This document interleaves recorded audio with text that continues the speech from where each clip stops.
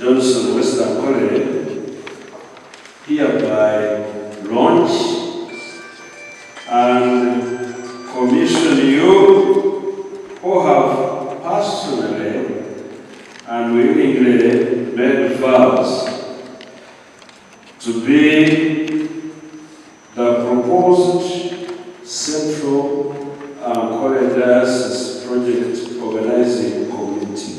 In the name of God the Father, the Son, and the Holy Spirit.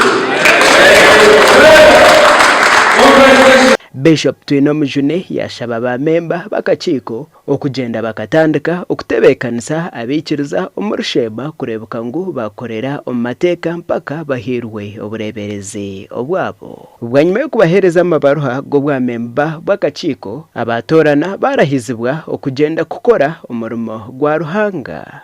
Having been appointed member of the Central Ankole Dayosiisi Project Organizing Committee, I swear that I will ensure compliance with the standards and guidance by the Dayosian Synod, Council or Administration. So help me God.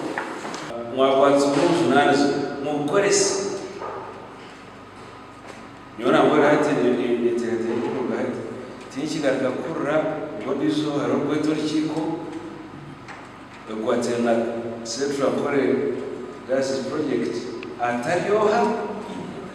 Ba memba b'akakiiko basema Biishopu okubatamu obwesigwa hamwe n'okutaho okutebeekanisa omuhururu y'okutandikaho obureberezi bwa Central Ankole Dayosiisi. Tugenda kusiima ana ba kidikoni bona ana ba members bona kwefisiriza kurango bahurira message ya Bishop erikombeka kandi erikutushiga kugira ngo tukose obwenge bwona kurango Central Ankole Dayosiisi yabaho uburuhanga obwagitebekanise bwebe. So ntuza kwikirizana na n'ekigambo kya Archbishop ekya 3 P's: procedure, process and policy.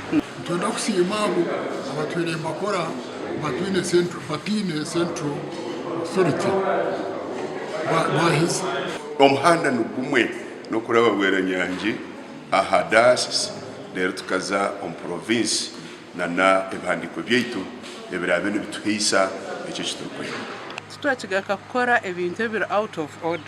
Twenda ngu tutungure ekanisa ya Ruhanga.